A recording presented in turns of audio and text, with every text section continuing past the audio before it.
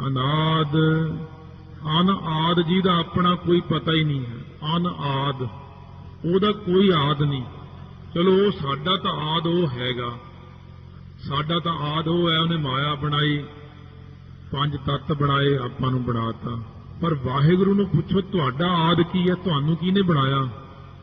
वो कहंदे मेरा तो किसी ने अज तक आद अंत पाया ही नहीं है। इस करके उन्होंने अनाद लिखिया जाता।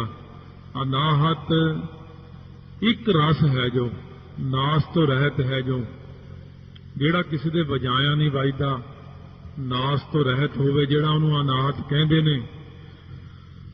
ਜੁਗ ਜੁਗ ਏਕੋ ਵੇਸ, ਜੁਗਾਂ ਜੁਗੰਤਰਾਂ ਵਿੱਚ ਪਿੱਛੇ ਵੀ ਅੱਗੇ ਵੀ ਉਹਦਾ ਇੱਕੋ ਹੀ ਸਰੂਪ ਹੈ। ਸਾਹਿਬ ਮੇਰਾ ਨੀਤ ਨਵਾਂ, ਸਦਾ ਸਦਾ ਦਾਤਾਰ।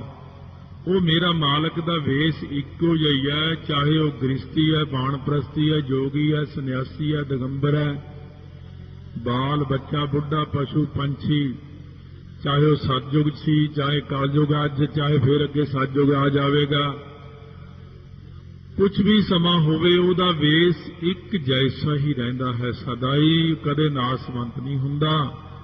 ना यह बुढ़ा ना यह बाला, ना इस दुख नहीं जम जाला। तो महाराज कहते मेरा लिबास तो सदा ही इको रहना, मेरा वेस सदा ही इको ही है। क्योंकि प्रकाश का वेस की होया? वेस तो तुहाडे ने, कदे कोई वेस है, कदे कोई वेस है, कदे कोई वेस है, कदे कोई जूनी है, कदे कोई जूनी है।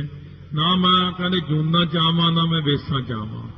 मेरा तो हमेशा इको ही स्वरूप है कि सब मैं जोत जोत है सोए, जोत है सोए, इसका चानन सब मैं चानन होए, गुरसाखी जोत प्रगट होए।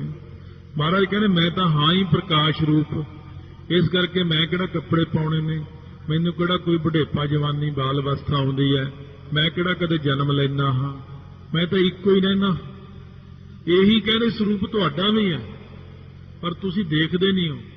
तुसीं कहंदे अपने अंदर देखो, तुहाडे अंदर जिहड़ा आसण है ना साडा, ਉਹਦੇ ਵਿੱਚ ਜਿਹੜਾ ਲੋਏ प्रकाश है ना, उस प्रकाश ਨੂੰ ਤੁਸੀਂ प्रगट करो, फिर ਤੁਹਾਡਾ भी रूप मेरे वांगू हो जाएगा। हर जुग जुग भगतों पाया, पैज रखदा आया राम राजे।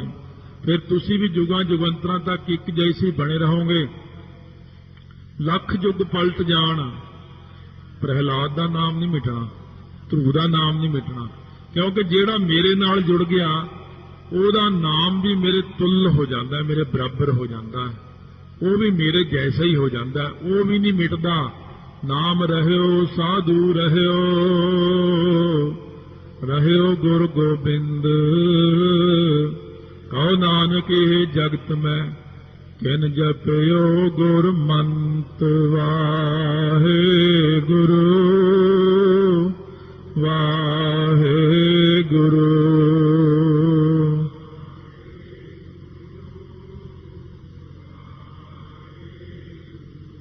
वाहे गुरु वाहे गुरु।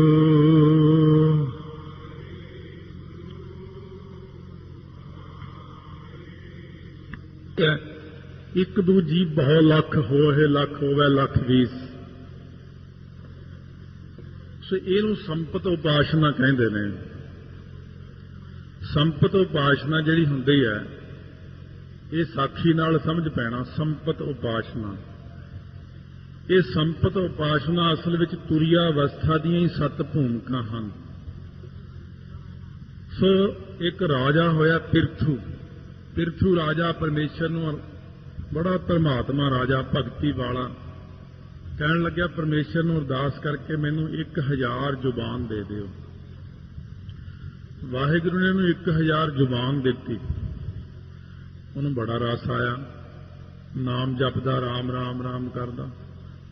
फिर कहंदा जी थोड़ी है, कहंदे फिर कहंदे 20,000 जुबान दे दिओ। वो भी दे दी। महाराज ये भी थोड़ी है, कहंदे होर, कहंदे 1 लाख दे दिओ। फिर कहंदा मैनूं 1 करोड़ जुबान दे दिओ। परमेश्वर ने उहदे 16 नील रोम अपने शरीर ते ने, पुल कुल गिणती मिला के सारी 16 नील बनती है। अरब खरब नील पद्म ते संख ये गिणती च आउंदे नील। 16 नील रोम परमेश्वर ने जद उन्होंने दे दिते, सारियां जबानां बन के नाम जपण लग पईयां। कहण लगे महाराज होर इस तो उपर, कहने हुण त्यों कर साडे विच ही भेद हो जा, लीन हो जा साडे विच। इहने संपत उपासना कीती। है संपत उपासना विच उहदी शुभ इच्छा हो गई। है जिवें भाई पारो ने मंगिया सी, भाई पारो नूं महाराज कहने हुण तू साडे विच ही लीन हो जा। सो इस तरह जिहड़ी संपत उपासना विच सारिਆਂ नालों पहलां बंदे दी शुभ इच्छा बनदी है, फिर शुभ विचारना, फिर तनु मानसा, सतवा पत, अंश सख्त, पदार्था भावनी, फिर तुरिया अवस्था। ये जपजी साहब दे विच हुण ये जिहड़ियां 7 भूमिका इत्थों शुरू होंदियां, एक दू जीभा लख होए, लख होवे, लख 20। ਇਹਦੇ ਨਾਲ ਨਾਲ कई चीज़ां होर भी शुरू होणगीਆਂ हुण, क्योंकि पहलां तां पंच प्रवाण की पौड़ी तक काफ़ी औखा काम आया।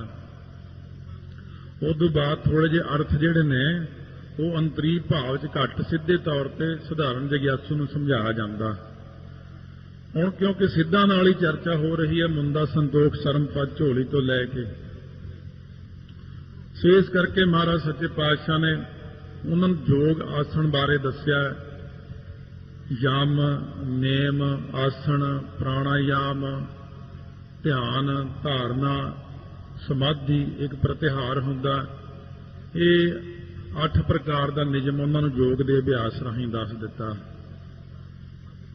हुण सतगुरु महाराज सच्चे पातशाह कहने जदों बंदे दे उत्ते किरपा हुंदी अकाल पुरख दी, उहदी बंदे दे अंदर शुभ इच्छा पैदा हुंदी, पहली अवस्था है ब्रह्म ज्ञान दी। तो महाराज सच्चे पातशाह कहने ब्रह्म ज्ञान की पहली अवस्था जिहड़ी है वो की है, बंदा की मंगदा है अकाल पुरख तो, एक दू जी भौ लख हो। भब्बे नूं कनौड़ा है, इस करके ये भब्बे का कनौड़ा, कनौड़े आपां कई जगह वरते आए, मुहाओ के बोलन बोली है, उत्थे भी कनौड़ा है। इत्थे भी कनौड़े की वरतों की, एक दू जी भौ लख हो, क्योंकि हाहे दे होड़े नूं लम्मा कर देना। हाहे की सिहारी ने अपने आप ही नाले साइलेंट भी हो जाना, बोल भी जाना, दोनों ही गल्लां हो जाणगियां। औंकड़ भी इसे तरह ही साइलेंट कर देईदा, बोल भी जाईदा नाल। ये दोनों ही तरीके ने, एक दू जी बहु लख हो है, हाहे दे होड़े नूं लम्मा करना बस हो। हाहा सिहारी बोल भी गई, नहीं भी बोली। तो इस प्रकार सतगुरु महाराज कहने एक दू जी बहु, जिवें पिछे पाठ आया सी, नानक आखण सब को आखा एक दू एक सियाणा, ਉਹਦਾ मतलब सी एक तो एक सियाणा। इसे तरह ही एक दू का अर्थ है एक तो, एक जीव तो लख हो है जी भौ। मेरिया एक जीव तो लखां जुबानां बन जाण, क्योंकि मैनू रस बड़ा आ रहा। हुण एक जीव नाल मैं किन्नी क वार वाहिगुरू वाहिगुरू करूँगा, किरपा कर दिओ मेरी एक जुबान नूं ही इन्नी समर्था दे दिओ, इन्नी स्पीड बन जाए इहदी कि मैं तुहाडा नाम जपदा रहां।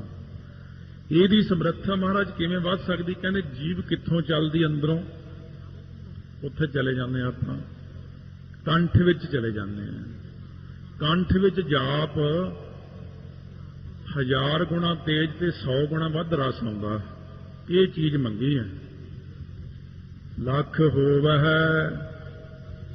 कहते फिर जो लख तो फिर अगे एक एक लख हो जान, 2 खरब गिणती बन जाती है।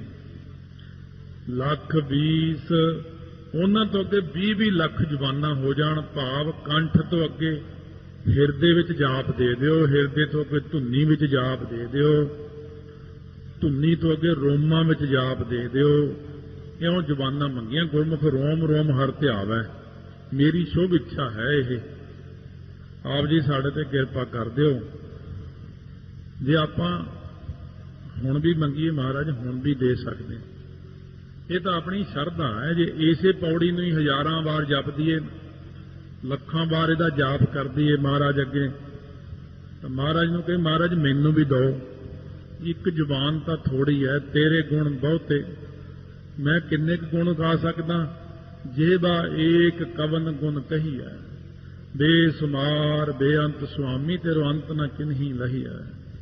महाराज मैनू भी लखां जवाना दे दिओ, लख लख गेड़ा आखिया है।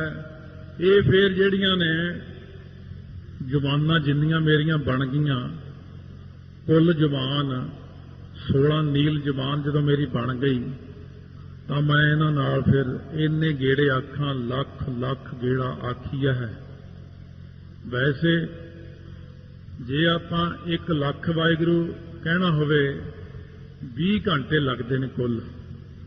माला नाल ते मैं कढ़ के देखिया सी हिसाब 25 घंटे लग जाते हैं, क्योंकि माला का मणका जिहड़ा फेरना फिर वाहिगुरू कहना, ਉਹਦੇ ਨਾਲੋਂ ਜਿਹੜਾ तेज तेज वाहिगुरू कहना, वाहिगुरू वाहिगुरू वाहिगुरू वाहिगुरू वाहिगुरू करी जाना, ये 20 घंटे कुल लग जाते हैं। ये 20 घंटे लगातार 1 ਲੱਖ वारी जाप जे 2-3 महीने हो जाए ना, पर फिर फराटे चल पैणगे अंदर, फिर बाहर की लोड़ नहीं पैंदी, फिर आ लख लख गेड़ा अपने आप ही शुरू हो जाना। ये संत बाबा करतार सिंह जी खालसा ने ਸਾਨੂੰ ਦੱਸਿਆ ਸੀ। ਕਹਿੰਦੇ ਜਦ ਅਸੀਂ ਪਹਿਲਾਂ ਜਵਾਨੀ 'ਚ ਹੁੰਦੇ ਅਸੀਂ 20-20 ਘੰਟੇ ਸਿਮਰਨ ਕੀਤਾ ਹੈ।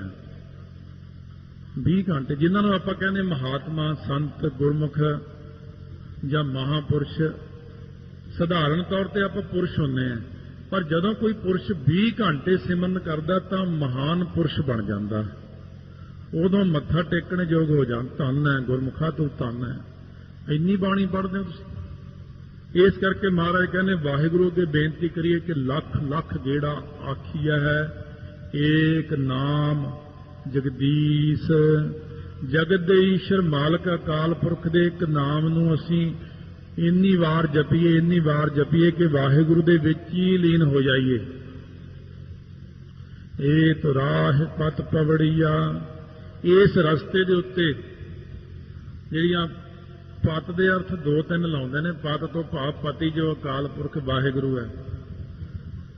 ये पत इज्जत वाला, प्रतिष्ठा वाला जिहड़ा रस्ता है, ये जिहड़ा रस्ता अकाल पुरख की प्राप्ति वाला, जिहड़ियां इहदियां पौड़ियां ने, संत का मार्ग धर्म की पौड़ी को वडभागी पाए, इहदियां जिहड़ियां पौड़ियां ने, बैखरी मध्यमा पसंती परा बाणी, ये इहदियां पौड़ियां ने।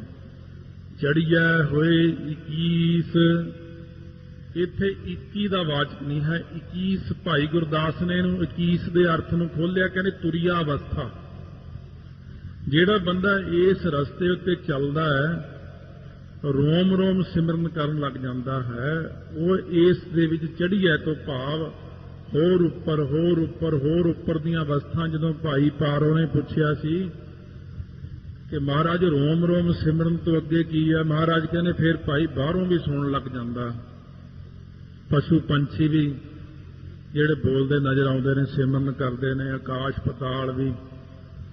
कहने महाराज वो अवस्था तो मेरी बन गई हुण। महाराज जी इस तो अगे की अवस्था हुंदी है? कहंदे हुण तां फिर चढ़िया होए 21, आ जा हुण साडे विच लीन हो जा, एक रूप हो जाइए आपां। द्वैत एक रूप होए गए उहदी अवस्था आ जाती इत्थे। हुण 21 का अर्थ है चढ़िया होए 21, इक्को ही रूप हो जावांगे हुण आपां। भाई पारो ने जाके इशनान करके जपजी साहब का पाठ पढ़िया ते शरीर त्याग के गुरु अमरदास महाराज दे विच लीन हो गए। कहंदे सी चौथे पातशाह दे रूप विच आपां इकट्ठे आउणा है। भाई पारो ने अपनी घोड़ी जिहड़ी भेजी सी महाराज कोल भी, मेरी घोड़ी कुछ मोहरां सीगियां, कुछ बस्तर सी, कोई होर चीज़ां, वो वाकई तीजे पातशाह ने गुरु रामदास नूं ही दित्ते सी। कहने लो आ घोड़ी तुसीं लै लो, ये ते सवार होना, आ लो तुसीं आ मोहरां भी ये तुहाडीआं ही ने, तुसीं वो लै लो। भाव भाई पारो नूं अपने विच ही लीन कर लिया ते कहंदे सी सिੱਖੀ दा प्रचार इकट्ठे करांगे। ਜਿਹੜੇ ब्रह्म ਗਿਆਨੀ अकाल पुरख ਵਿੱਚ ਲੀਨ ਹੋ ਜਾਂਦੇ ਨੇ, ਉਹ ਵੀ ਗੁਰੂ ਗ੍ਰੰਥ ਸਾਹਿਬ ਦੇ ਵਿੱਚ ਹੀ ਲੀਨ ਨੇ, ਸਾਰੇ ਇਕੱਠੇ ਹੀ ਹੁੰਦੇ ਨੇ, ਇੱਕੋ ਹੀ ਥਾਂ ਤੇ ਹੁੰਦੇ ਨੇ, ਕੋਈ ਵਖਰੇਵਾ ਨਹੀਂ ਹੁੰਦਾ। ਸੁਣ ਗੱਲਾਂ ਆਕਾਸ਼ ਕੀ ਕੀਟਾ ਆਈ ਰੇਸ, ਆਕਾਸ਼ ਵਿੱਚ ਉੱਡਣ ਵਾਲੇ ਪੰਛੀਆਂ ਨੂੰ ਦੇਖ ਕੇ ਸੌਣ ਭਾਦੋਂ ਦੇ ਮਹੀਨੇ 'ਚ ਕੀੜਿਆਂ ਨੂੰ ਵੀ ਖੰਭ ਲੱਗ ਜਾਂਦੇ ਨੇ। ਇਹ ਵੀ ਉੱਡਦੇ ਨੇ, ਪਰ ਕਿੰਨੇ ਕੁ ਉੱਡਣਗੇ ਇਹ। ਹੰਸਾਂ ਦੇਖ ਤਰੰਦਿਆਂ ਬੱਗਾਂ ਪੇ ਆਇਆ ਚਾਓ। ਹੰਸਾਂ ਨੂੰ ਦੇਖ ਕੇ ਬਗਲਿਆਂ ਨੂੰ ਵੀ ਚਾਓ ਆ ਜਾਂਦਾ। ਉੜਦਿਆਂ ਪੰਛੀਆਂ ਨੂੰ ਦੇਖ ਕੇ ਕੁੱਕੜ ਨੂੰ ਵੀ ਚਾਓ ਆ ਜਾਂਦਾ ਕਿ ਮੈਂ ਵੀ ਉੱਡਾਂ। ਕੁੱਕੜ ਉੱਡ ਕੇ ਉਡਾਰੀ ਮਾਰਦਾ, ਰੂੜੀ ਤੇ ਜਾ ਬੈਠਦਾ। ਉੱਥੋਂ ਜੇ ਕਿਸੇ ਨੇ ਉਡਾਇਆ ਉਹਨੂੰ, ਉਹ ਉੱਡ ਕੇ ਵੱਧ ਤੋਂ ਵੱਧ ਕੋਠੇ ਦੇ ਬਨੇਰੇ ਤੇ ਜਾ ਬੈਠਦਾ। ਐਦੋਂ ਜ਼ਿਆਦਾ ਕੁੱਕੜ ਉੱਡ ਨਹੀਂ ਸਕਦਾ। ਇਸੇ ਪ੍ਰਕਾਰ ਜਿਹੜੇ ਲੋਕ ਰਿੱਧੀਆਂ ਸਿੱਧੀਆਂ ਪ੍ਰਾਪਤ ਕਰ ਲੈਂਦੇ ਨੇ, ਲੋਕਾਂ ਨੂੰ ਗਲਤ ਮਾਰਗ ਤੇ ਪਾਉਂਦੇ ਨੇ, ਆਪਣੀ ਸ਼ਕਤੀ ਦਾ ਪ੍ਰਦਰਸ਼ਨ ਕਰਦੇ ਨੇ, ਉਹ ਅੰਤ ਨੂੰ ਕੀ ਕਰਦੇ ਨੇ? ਰੂੜੀ ਤੇ ਜਾ ਬੈਠਣਗੇ। ਭਾਵ ਵਿਸ਼ਿਆਂ ਵਿਕਾਰਾਂ ਵਿੱਚ ਗਲਤਾਨ ਹੋ ਜਾਂਦੇ ਨੇ। ਜੇ ਉੱਥੋਂ ਮਾਰ ਪਈ, ਜੇ ਉੱਥੋਂ ਨਿਕਲ ਗਏ ਤਾਂ ਬਨੇਰਾ ਕੀ ਹੈ? ਸਵਰਗ। ਸਵਰਗਾਂ ਦੇ ਵਿੱਚ ਜਾ ਬਹਿੰਦੇ ਨੇ, ਉੱਥੋਂ ਮੌਜਾਂ ਮਾਣਦੇ ਨੇ, ਵਿਸ਼ੇ ਵਿਕਾਰ ਮਾਣ ਕੇ ਉਹਨਾਂ ਦੇ ਪੁੰਨ ਜਦੋਂ ਮੁੱਕ ਜਾਂਦੇ ਨੇ, ਉੱਥੋਂ ਨੌਖ ਰਾਜੇ ਵਾਂਗੂ ਫਿਰ ਧਰਤੀ ਤੇ ਸੁੱਟ ਦਿੰਦੇ ਨੇ। ਨੌਖ ਰਾਜਾ ਨੇ ਬੜੇ ਜੱਗ ਆਦਿਕ ਕਰਕੇ ਇੰਦਰ ਦੀ ਪਦਵੀ ਪ੍ਰਾਪਤ ਕਰ ਲਈ ਸੀਗਾ। ਉਹ ਨੌਖ ਨੂੰ ਇੱਕੋ ਇੱਛਾ ਸੀ ਕਿ ਇੰਦਰ ਦੀਆਂ ਜਿਹੜੀਆਂ ਰਾਣੀਆਂ ਨੇ ਜਾਂ ਪਰੀਆਂ ਨੇ ਉੱਥੇ ਮੈਂ ਜਾ ਕੇ ਉਹਨਾਂ ਦਾ ਪਤੀ ਬਣਾ, ਵੀ ਮੈਂ ਇੰਦਰ ਦੇਵਤਾ ਬਣ ਜਾਵਾਂ, ਇੰਦਰ ਦੀ ਪਦਵੀ ਲੈ ਲਵਾਂ। ਜਦੋਂ ਇੰਦਰ ਦੀ ਪਦਵੀ ਲੈ ਲਈ, ਹੁਣ ਇੰਦਰ ਦੀ ਪਾਲਕੀ ਉਹਨੇ ਕੀ ਕੀਤਾ? ਇੰਦਰ ਦੇਵਤੇ ਨੇ ਕਿਹਾ ਜਾ ਕੇ ਬ੍ਰਹਸਪਤੀ ਨੂੰ, ਕਹਿੰਦੇ ਮੈਂ ਇਹਦੀ ਪਦਵੀ ਤੋਂ ਕਿਵੇਂ ਲਾਹਾਂ? ਕਹਿੰਦੇ ਇਉਂ ਕਰ, ਨੌਖ ਰਾਜੇ ਨੂੰ ਆਖ ਵੀ ਮੈਂ ਪਾਲਕੀ ਵਿੱਚ ਬੈਠਣਾ ਤੇ ਮੇਰੀ ਪਾਲਕੀ ਰਿਸ਼ੀ ਮੁਨੀ ਚੱਕਣ। ਉਲਟ ਕੰਮ, ਰਾਵਣ ਵਾਲਾ ਕੰਮ ਕਰਵਾਤਾ। ਰਿਸ਼ੀ ਮੁਨੀਆਂ ਨੇ ਪਾਲਕੀ ਚੱਕੀ। ਇਹ ਸਵਰਗਾਂ ਨੂੰ ਜਾ ਰਹੇ, ਜਦੋਂ ਰਸਤੇ ਵਿੱਚ ਉਹਨਾਂ ਨੂੰ ਹੈਂਟਰ ਮਾਰਨ ਲੱਗ ਪਿਆ, ਕੋੜੇ ਮਾਰੇ, ਜਲਦੀ ਚਲੋ ਜਲਦੀ ਚਲੋ। ਉਹ ਹੁਣ ਸੰਸਕ੍ਰਿਤ ਵਿੱਚ ਆਉਂਦਾ ਸਰਪ, ਉਹਦਾ ਮਤਲਬ ਜਲਦੀ ਕਰੋ ਜਲਦੀ ਕਰੋ। ਇੱਕ ਰਿਸ਼ੀ ਨੂੰ ਜਦੋਂ ਬੜੀ ਤਕਲੀਫ ਹੋਈ, ਉਹ ਕਹਿੰਦਾ ਅਸੀਂ ਕਿਉਂ ਸਰਪ, ਤੂੰ ਹੀ ਸੱਪ ਬਣ ਜਾ ਕੇ। ਉੱਥੇ ਹੀ ਥੱਲੇ ਧਰਤੀ ਤੇ ਡਿੱਗ ਪਿਆ ਤੇ ਸੱਪ ਬਣ ਗਿਆ, ਟੇਡੀਆਂ ਜੂਨਾਂ 'ਚ ਪੈ ਗਿਆ। ਸੋ ਮਹਾਰਾਜ ਕਹਿੰਦੇ ਜਦੋਂ ਵੀ ਇਹ ਜੇ ਕੁੱਕੜ ਜਿਹੜੇ ਹੁੰਦੇ ਨੇ ਨਾ, ਮਾੜੀ ਮੋਟੀ ਕਰਕੇ ਥੋੜੀ ਬਹੁਤ ਦਾਨ ਪੁੰਨ ਕਰਕੇ ਜੇ ਸਵਰਗਾਂ ਨੂੰ ਵੀ ਚਲੇ ਜਾਣ, ਤਾਂ ਵੀ ਉਹ ਧਰਤੀ ਦੇ ਉੱਤੇ ਆ ਕੇ ਡਿੱਗ ਪੈਂਦੇ ਨੇ। ਜਿਹੜੇ ਮਾੜੇ ਮੋਟੇ ਉਹਨਾਂ ਨੂੰ ਲੱਗੇ ਹੁੰਦੇ ਨੇ ਖੰਭ। ਸੁਣ ਗੱਲਾਂ ਆਕਾਸ਼ ਕੀ। ਆਕਾਸ਼ ਅਸਲ 'ਚ ਦਸਮ ਦੁਆਰ, ਇਹਦੇ ਅੰਤਰੀ ਭਾਗ ਤਾਂ ਹੋਰ ਹੁੰਦੇ ਨੇ। ਦਸਮ ਦੁਆਰ ਹੁੰਦਾ। ਦਸਮ ਦੁਆਰ ਵਿੱਚ ਪਹੁੰਚੇ ਹੋਏ ਜਿਹੜੇ ਮਹਾਨ ਪੁਰਸ਼ ਨੇ, ਜਿਨ੍ਹਾਂ ਦੀ ਅਵਸਥਾ ਬ੍ਰਹਮ ਗਿਆਨ ਤੱਕ ਚਲੀ ਗਈ ਹੈ, ਸੋ ਜਿਵੇਂ ਮਹਾਰਾਜ ਨੇ ਬਚਨ ਕੀਤਾ, ਹਰ ਜੀ ਗੁਫਾ ਅੰਦਰ ਰੱਖ ਕੇ ਬਾਜਾ ਪਾਉਣ ਵਜਾਇਆ ਬਾਜਾ ਪਾਉਣ, 9 ਦੁਆਰੇ ਪ੍ਰਗਟ ਕੀਏ, 10ਵਾਂ ਗੁਪਤ ਦੁਆਰਾ ਗੁਰਦੁਆਰਾ ਲਾਇ ਭਾਵਨੀ। ਇੱਕ ਨਾ 10ਵਾਂ ਦੁਆਰ ਦਿਖਾਇਆ ਹੈ, ਅਨੇਕ ਰੂਪ ਨਾਉ ਨਵ ਨਿਤ, ਇਸ ਦਾ ਅੰਤ ਨਾ ਜਾਈ ਪਾਇਆ। ਕਹਿ ਨਾਨਕ ਹਰ ਪਿਆਰਾ ਜੀ ਗੁਫਾ ਅੰਦਰ ਰੱਖ ਕੇ ਬਾਜਾ ਪਾਉਣ ਵਜਾਇਆ।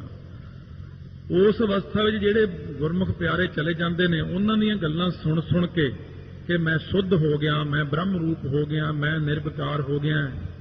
ਫਿਰ ਕਈ ਜਿਹੜੇ ਕੀੜਿਆਂ ਵਰਗੇ ਨੇ ਨਾ, ਨਕਲੀ ਬਣੇ ਹੁੰਦੇ ਨੇ ਬ੍ਰਹਮ ਗਿਆਨੀ, ਉਹ ਵੀ ਉਹੀਆਂ ਜਿਹੀਆਂ ਗੱਲਾਂ ਮਾਰਨ ਲੱਗ ਜਾਂਦੇ ਨੇ।